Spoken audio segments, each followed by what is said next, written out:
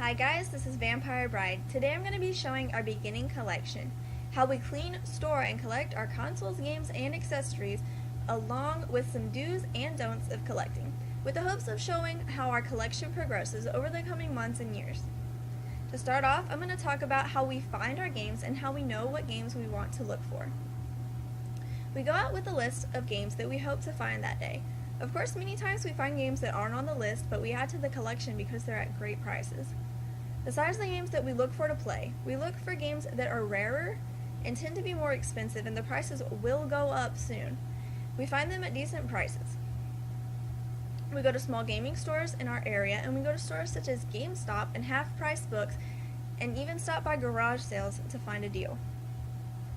Always check the cases to make sure they're not cracked or damaged. Check and make sure it has its original artwork and its manual if it was supposed to come with one. Check the disc before making a purchase because places will sell you scratched up, unplayable discs. Some places will clean the disc for you if you ask. We also look online in apps such as 5 Mile or the Facebook Marketplace because a lot of times you can find good deals, but it can be quite aggravating because at times people don't message back, or they do and then end up just selling it to someone else. It's really a big waiting game. I recommend looking for the Game of the Year edition of certain games because they come with the DLC already included, such as these Fallout 3 games. One is the Game of the Year edition and comes with all of these extras that the regular version doesn't. Something that we love to look for are games in steelbook cases. Some that we have in our collection are Perfect Dark Zero, Marvel vs. Capcom 3 Fate of Two Worlds, Resident Evil Operation Raccoon City, Resident Evil 5, and Assassin's Creed 3. A few of the games we recently got off of our list of rarer games are The Legend of Spyro Dawn of the Dragon. It is a well sought after game because it was the last game released by Sierra Entertainment. Crash Mind Over Mutant, the last game of the Crash series. It didn't do as well as previous games, making it a rare title. Destroy All Humans is an open-world action-adventure game franchise. We recently got Path of the Furon. Ghostbusters is an action-adventure game. It did really well, receiving an 8 out of 10 by IGN. It was meant to be like a third movie for Ghostbuster fans. And Wet. This game isn't known for being a great game. It's known for being mediocre and not having very good gameplay or story.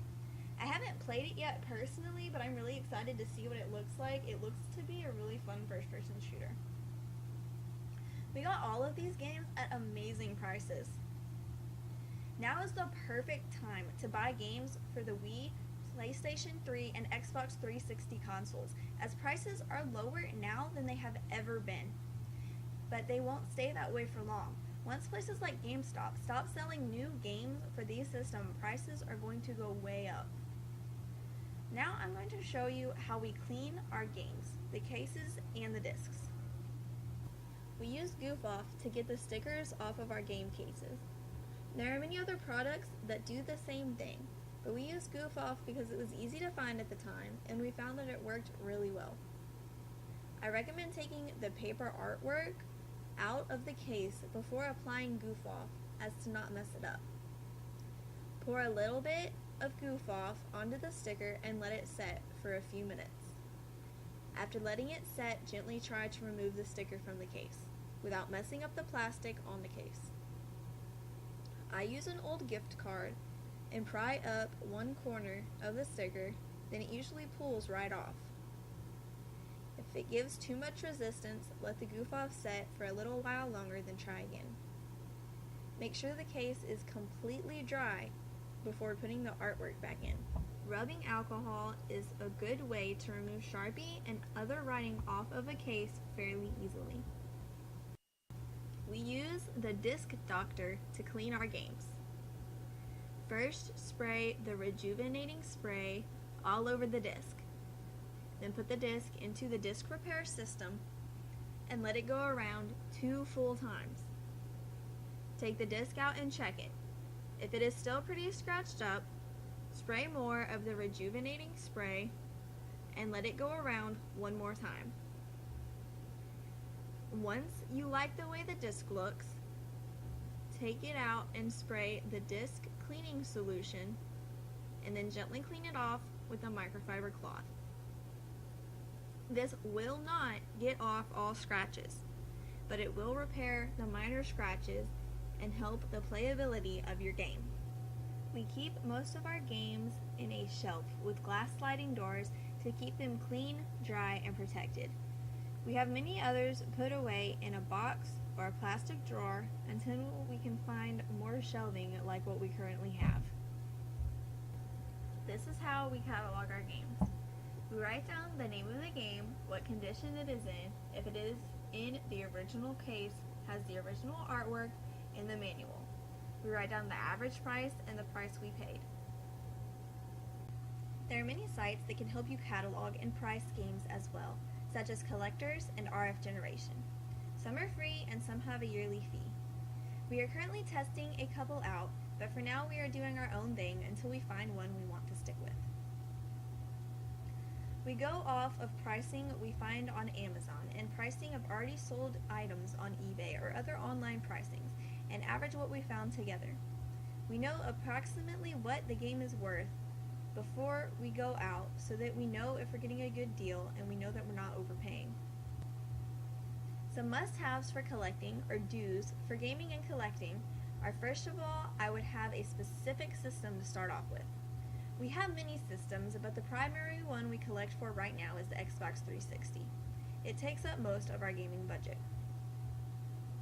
We have a couple secondaries such as the Wii and PlayStation Vita and 3DS, and occasionally we get games for the PlayStation 1, PlayStation 3, PlayStation 4, GameCube, or DS.